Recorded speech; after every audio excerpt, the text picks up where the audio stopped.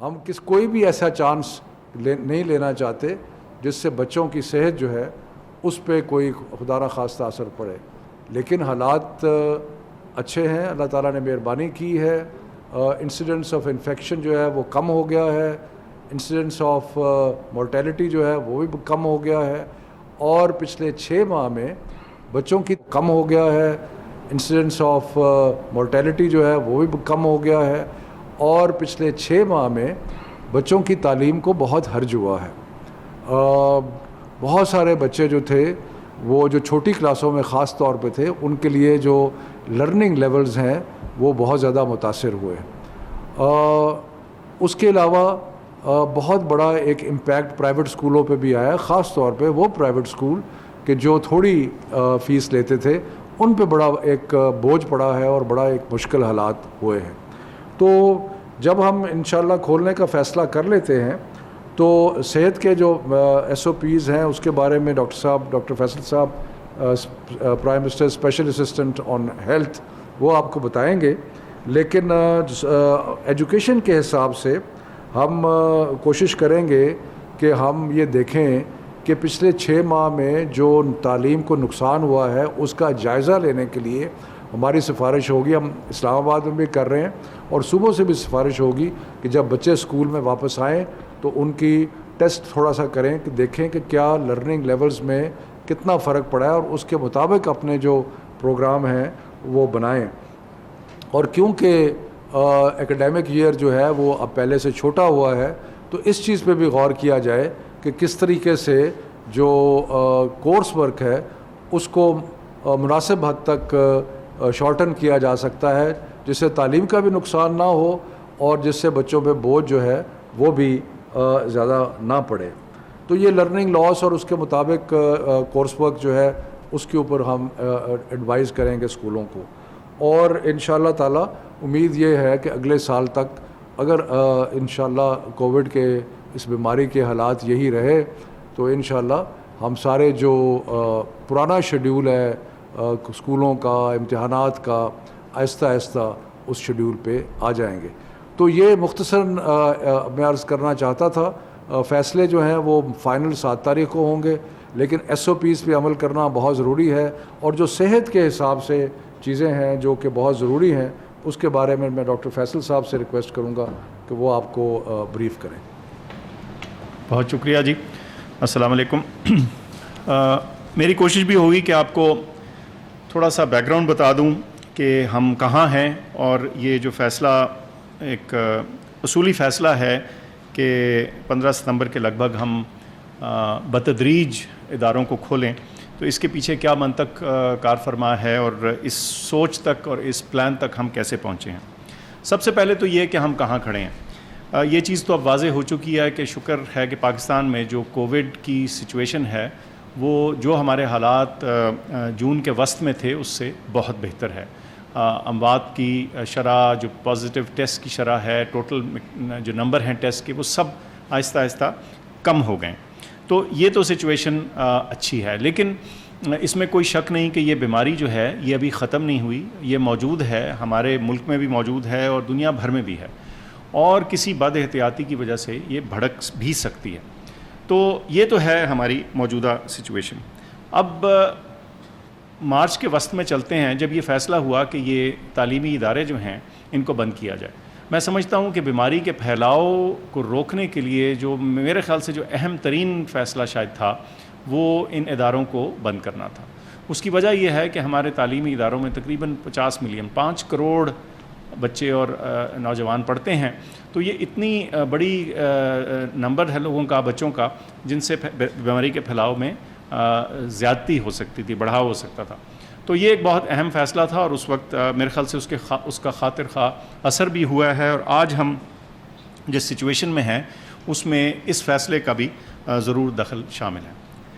اب مسئلہ یہ ہے کہ ہم ایک حد تک ہی یا ایک لمٹ تک ہی ان اسکولوں کو اور اداروں کو بند رکھ سکتے ہیں۔ ہماری آئندہ آنے والی نسل نے پڑھنا بھی ہے، تعلیم یافتہ بھی ہونا ہے، سکلز بھی اختیار کرنی ہے، بچوں نے ایک دوسرے کے ساتھ انٹریکٹ کر کے دیگر سوشل سکلز بھی حاصل کرنی۔ تو کسی نہ کسی پوائنٹ پہ اسکولوں کا کھولنا اور کالجوں کا کھولنا، تدریسی اداروں کا دوبارہ سے اپنا کام شروع کرنا ناگزیر تھا. اس وقت کیوں؟ شفقت صاحب نے ذکر کیا کچھ ڈیمیج ایسی آ جاتی ہے بچے کی تعلیم میں اور ایون سسٹم میں جس کو واپس کرنا شاید ناممکن ہو جائے. لیکن یہ سوچ ہم کر ہی نہیں سکتے تھے اگر ہمارے جو بیماری کے حالات ہیں وہ وہاں نہ ہوتے جہاں کہ ہم آج کھڑے ہیں. جیسے میں نے ذکر کیا کہ ہماری بیماری کی شرح جو ہے وہ ملک بھر میں کافی بہتر سچویشن میں ہے. لیکن معاملہ یہ ہے کہ جب یہ 5 کروڑ بچے دوبارہ سے اپنے اداروں میں جانا شروع کریں گے تو ایک رسک ڈیفینیٹلی کریٹ ہوگا.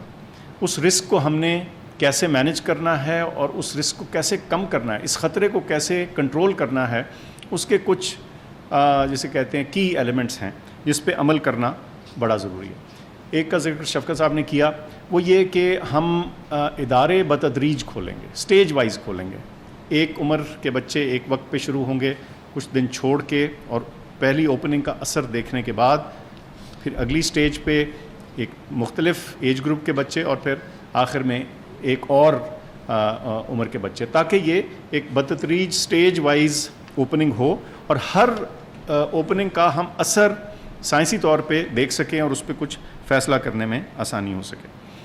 دوسرا اہم جو پہلو ہے اس ساری چیز کو ممکن بنانے کا اور اس خطرے کو قابو میں رکھنے کا, وہ ہے کہ ہم نے کلاس سائز کو کم رکھنا ہے. اب کلاس سائز کو کم رکھنے کے مختلف طریقے ہیں. جن اسکولوں کے پاس فالتو کمرے ہیں وہ ان میں سیکشنز بنا سکتے ہیں, لیکن اکثر اسکولوں کو کچھ ایسی اسٹریٹجی اپنانی پڑے گی جس میں آدھے بچے ایک دن کلاس اٹینڈ کریں اور آدھے بچے کسی اور دن کریں, یا ان کے جو اسکول کے وقت ہیں وہ فرق کر دیے جائیں. لیکن جو اصول ہوگا وہ یہ کہ آپ نے اگر ایک کلاس میں 40 بچہ ہوتا ہے تو ایک وقت پہ 20 ہو اور جو دوسرے 20 ہیں وہ کسی اور دن یا کسی اور وقت آ کے وہی والا کورس دوبارہ سے پڑھیں. تو یہ کلاس سائز کی جو کمی ہے اس میں ایک اہم چیز ہے. تیسرا جو اہم جز ہے وہ فاصلہ رکھنا ہے, اور وہ فاصلہ کلاس سائز کو چھوٹا کر کے ہی ہوگا. آئیڈیلی ہم کہتے ہیں کہ تقریباً 6 فٹ کا فاصلہ مینٹین ہونا چاہیے. پھر ایک بہت اہم طریقہ کار یا ایک اسٹریٹجی جو ہے جو اس بیماری کے پھیلاؤ میں رکاوٹ بنتی ہے وہ یہ ماسک کا استعمال ہے. لیکن کئی دفعہ لوگ کہتے ہیں کہ جی مہنگے ہیں, ہر کوئی افورڈ نہیں کر سکتا. بچے تو سارا پاکستان جو ہے, جب اچانک سے آپ نے اتنے سارے بچوں نے ماسک استعمال کرنا ہے تو لوگ کیسے اس کو افورڈ کر پائیں گے. تو میری گزارش ہے کہ یہ ضروری نہیں کہ یہ جو سرجیکل ماسک ہے یہ استعمال ہو. یہ جو فیبرک کا جو کپڑے کا ماسک ہے جو گھر میں بن سکتا ہے, اور 2 ماسک بنا لیجئے اور بچہ ایک دن پہنے دوسرے دن دھل جائے اور وہ سائیکل چلتا رہے. تو یہ بہت کم قیمت پہ ری یوزیبل فیبرک کا ماسک جو ہے یہ استعمال ہو سکتا ہے, اور یہ بھی کارآمد ہے اس کام میں. اس کے علاوہ ہاتھ دھونے کی اہمیت تو بہرکیف ہمیں اپنے معاشرے میں ویسے ہی پتہ ہونی چاہیے, لیکن اس بیماری کے دوران صابن اور پانی سے ہاتھ دھونا اور یا سینیٹائزر کا استعمال, دونوں میں سے جو بھی چیز آپ کے لیے ممکن ہو اس کو اڈاپٹ کرنا بڑا ضروری ہوگا. ایک ایلیمنٹ اس کھولنے میں, اس کو سیف بنانے میں اور اس کو ایک منطقی رخ دینے میں اس چیز کا ہے کہ جو ادارے کھلیں گے اس میں سے چند ہم چن کے جو ہے اس پہ سیریل سینٹینل ٹیسٹنگ کریں گے. یعنی ادارے چن کے ان میں ایک پروپورشن آف ٹیچرز اور بچے جو ہیں ان کو ہر 2 ہفتے کے بعد ٹیسٹ کیا جائے گا, یہ دیکھنے کے لیے کہ بیماری کا پھیلاؤ کس طرف کو جا رہا ہے, اور خدا نخواستہ کوئی ہمیں اپنے فیصلے پہ نظر ثانی کرنے کی ضرورت تو نہیں. اچھا, یہ سارا کام صرف آپ کے اسکول یا آپ کا ملک یا آپ کا شہر یا صوبہ اس کو اکیلے سے مینیج نہیں کر سکتا. جیسے میں نے عرض کی 3 لاکھ کے قریب اسکول ہیں, 5 کروڑ بچہ ہے, 20 لاکھ کے قریب ٹیچرز ہیں, پڑھانے والے ہیں. تو کچھ اس میں رول اور جسے کہتے ہیں نا حصہ ہمیں بطور ماں باپ بطور ٹیچرز بھی ڈالنا پڑے گا.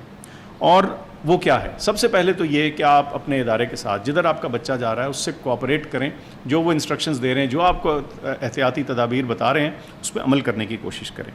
اپنے آپ کو اس کے بارے میں تعلیم دلوائیں, سمجھیں اس مسئلے کو, یہ ہے کیا, اس کی رکاوٹ کیسے ہوتی ہے, اور وہی تعلیم پھر آپ اپنے بچے کو بھی دیں.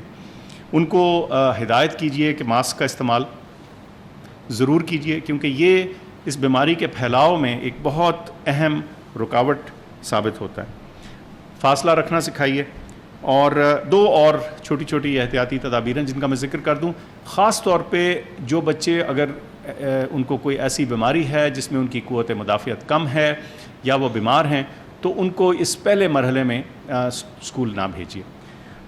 اس کے علاوہ جن گھروں میں بزرگ موجود ہیں جب بچے گھر میں آتے ہیں تو اس میں بھی تھوڑی سی احتیاط رکھیے کہ جو خاص طور پہ بیمار یا نحیف ہمارے بزرگ ہیں ان سے تھوڑا سا فاصلہ رکھا جائے ان بچوں کا. اب ہم یہ بھی سمجھتے ہیں کہ چونکہ ہم سارے ملک کے لیے ایک سیٹ ہدایات کا دے رہے ہیں, یہ ہر چیز ہر ایک پہ ایگزیکٹلی اسی طرح فٹ نہیں ہو پائے گی. ہر ایک کے لیے کچھ نہ کچھ اس میں ایڈجسٹمنٹ اور جسے کہتے ہیں اڈاپشن کی ضرورت پڑے گی. تو میں سمجھتا ہوں کہ ہم ایک بہت کیپیبل ہمارا ملک ہے, آپ کے سامنے ہماری کووڈ رسپانس ہے, ہمارے لوگوں کی کوآپریشن سے یہاں تک ہم شکر ہے ہم پہنچے ہیں. تو میرا یقین ہے کہ اگر ہم بطور ماں باپ اس کو اڈاپٹ کر لیں اس مسئلے کو, کہ ہم سمجھ لیں کہ ہم نے اس میں تعاون کرنا ہے اسکول کا اور انتظامیہ کا, تو میں سمجھتا ہوں کہ اس مشکل مرحلے سے بھی ہم سرخرو ہو کے گزر جائیں گے. بہت شکریہ. میں اس میں تھوڑا سا ایڈ کرنا چاہتا ہوں کہ ڈاکٹر صاحب نے بڑے تفصیل سے بتایا کہ جو بنیادی اسٹینڈرڈ آپریٹنگ پروسیجرز ہیں وہ اپنانے بہت ضروری ہیں, لیکن ان سب چیزوں کو کرنے کے لیے ٹیچرز کا اور ہیڈ ٹیچرز کا ایک بہت بڑا رول ہے. اس لیے کہ والدین انشاءاللہ تعالی اپنی طرف سے پوری کوشش کریں گے اور جو بھی ایس او پیز ہیں, ماسک ہو گیا بچوں کے لیے, وہ سارے چیزیں کریں گے. لیکن جب ایک دفعہ بچہ اسکول میں آ جاتا ہے تو اس کے بعد ذمہ داری جو ہے وہ جو ہیڈ ٹیچرز ہیں اور جو ٹیچرز ہیں ان کی ذمہ داری بنتی ہے. تو اس کے لیے بہت ضروری ہے کہ جیسے ڈاکٹر صاحب نے کہا کہ ڈینسٹی کم کر کے, اسپیسنگ کر کے, وینٹیلیشن کا خیال رکھنا اور انشور کرنا کہ یہ سارے جتنے بھی چیزیں پرسکرائب کی گئی ہیں ان پہ عمل درآمد ہو. مشکل مرحلے ضرور ہوں گے کہ جس وقت بریک کا ٹائم ہوتا ہے بچوں کا آپس میں گھلنا ملنا, لیکن اس کی کوشش کی جائے کہ وہ بھی ایک آرگنائز طریقے سے ہو تاکہ اس میں بچوں کے لیے کوئی خطرہ نہ بنے. ڈاکٹر صاحب نے یہ بھی کہا کہ ہم ایکسٹینسو ٹیسٹنگ کریں گے تو اس سے انشاءاللہ تعالی ہمیں جو حالات ہوں گے اسکولوں کے اس کے بارے میں بھی آگاہی ہوتی رہے گی, اور انشاءاللہ یہ بڑا مشکل مرحلہ جو ہے اس کو بھی ہم پاس کر لیں گے. اور جو لرننگ لاسز ہیں ان کو امپروو کرنے کے لیے مختلف تجاویز آ رہی ہیں, ان میں مزید ہم بات کریں گے کہ ایکسیلیٹڈ لرننگ پروگرامز بن سکتے ہیں یا نہیں بن سکتے, لیکن یقیناً تھوڑی سی ایکسٹرا محنت جو ہے وہ کرنی پڑے گی سب کو. کچھ سوالات؟ معاون خصوصی صحت ڈاکٹر فیصل سلطان اور وفاقی وزیر تعلیم شفقت محمود پریس کانفرنس کر رہے تھے. ان کا کہنا تھا کہ بریک کے ٹائم بچوں کو ایک دوسرے سے ملنا بھی منظم طریقے سے ہونا چاہیے. شفقت محمود نے کہا کہ بچہ اسکول آ جاتا ہے تو ذمہ داری ٹیچرز کی بنتی ہے. ڈاکٹر فیصل سلطان نے کہا والدین اسکول انتظامیہ سے تعاون کریں گے تو اس مشکل مرحلے سے بھی گزر جائیں گے.